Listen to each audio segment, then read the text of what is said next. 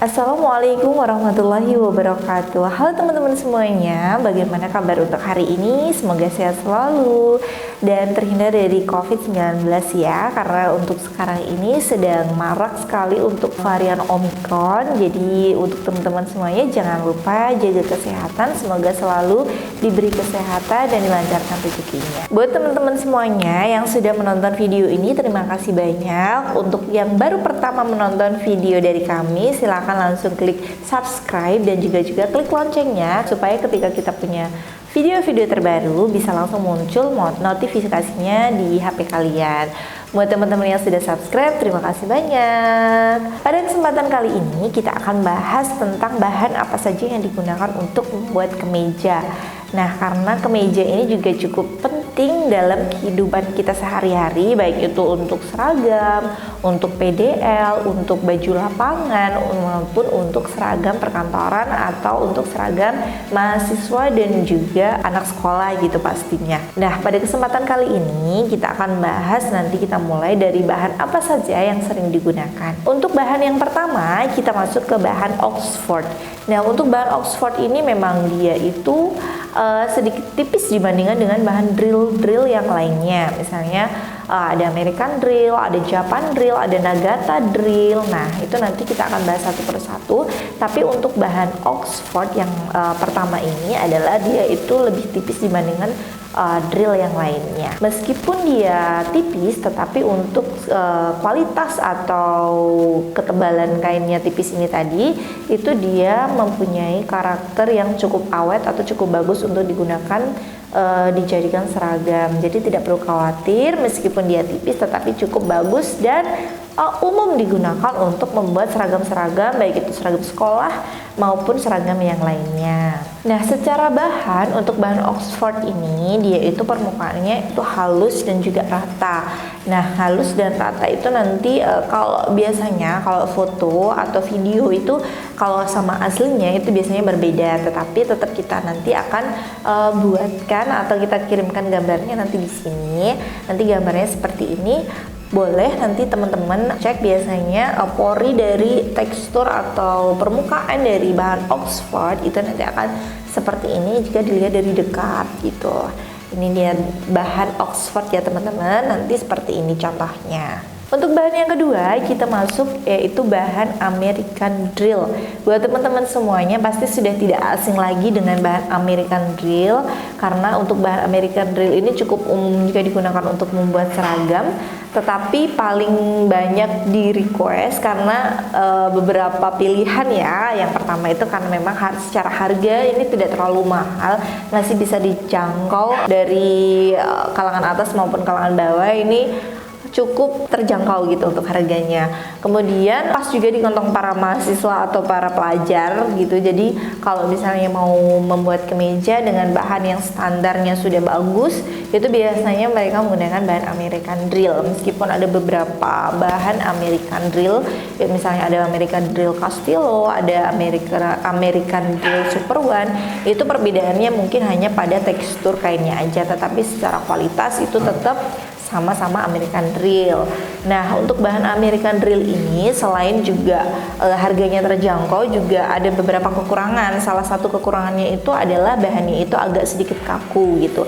Karena memang tekstur untuk kemeja atau drill itu memang biasanya itu agak sedikit kaku gitu ya Kak. Nah, dari teksturnya yang agak kaku ini ketika digunakan pun itu akan sedikit lebih gerah. Kalau misalnya digunakan dalam waktu atau jangka yang lama, itu akan membuat sedikit panas gitu, tapi tidak sampai menyebabkan yang terlalu gerah gitu ya, karena cukup bagus juga untuk standar untuk digunakan sebagai bahan yang digunakan untuk membuat kemeja. Nah, buat teman-teman yang memang budgetnya itu sedang atau tidak terlalu banyak, atau tidak terlalu murah atau tidak terlalu mahal, itu bisa menggunakan bahan yang standar ini, yaitu bahan American drill. Nanti kalau untuk contoh bahannya nanti seperti ini. Jadi ini contoh dari tekstur atau ketika dilihat dari dekat bahan American drill.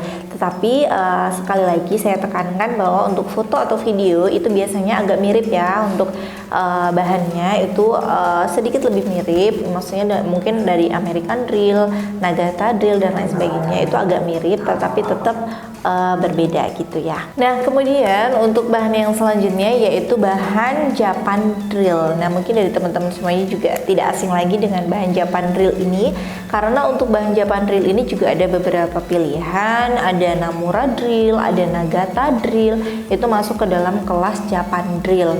Nah, untuk Japan Drill ini dia itu lebih, kalau secara kualitas itu dia di atasnya American Drill. Jika budget teman-teman lebih tinggi bisa menggunakan bahan Japan Drill ini karena secara kualitas dia ada di atasnya American Drill, kemudian secara tekstur atau bahannya dia juga lebih lembut.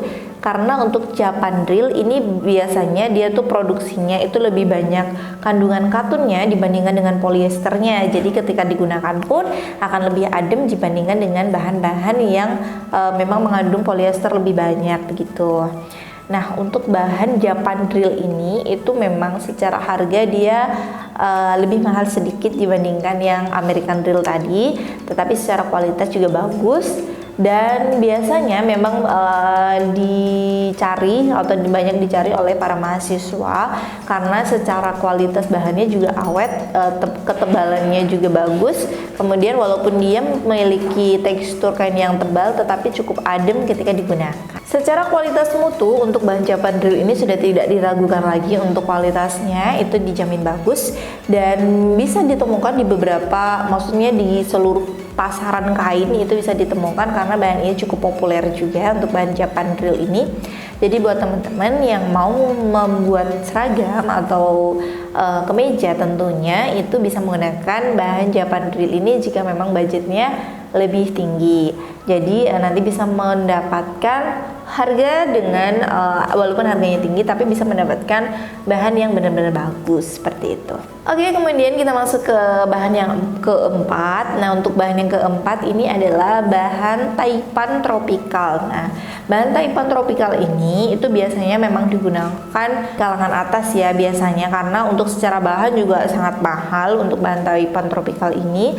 Kemudian secara tekstur dia juga halus lembut untuk bahannya. Kemudian untuk kandungan yang ada di bahannya itu dia juga lebih banyak, atau mungkin kalau misalnya dibandingkan dengan beberapa kemeja yang lainnya itu dia paling banyak campuran katunnya dibandingkan dengan polyesternya.